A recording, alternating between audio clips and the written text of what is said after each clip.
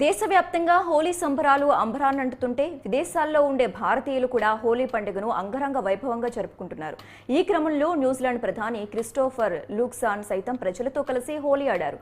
ఉత్సాహంగా ప్రజలపై రంగులు చల్లారు. ఇందుకు సంబంధించిన వీడియో ప్రస్తుతం సోషల్ మీడియాలో వైరల్గా మారాయి.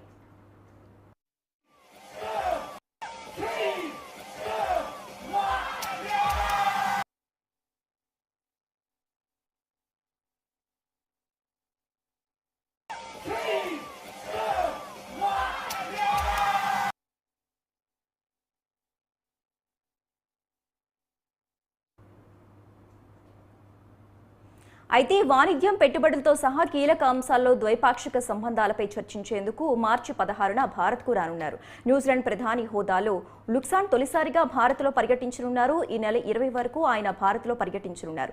తాను భారతదేశానికి పెద్ద అభిమానినని ఆయన అనేకసార్లు పేర్కొన్నారు.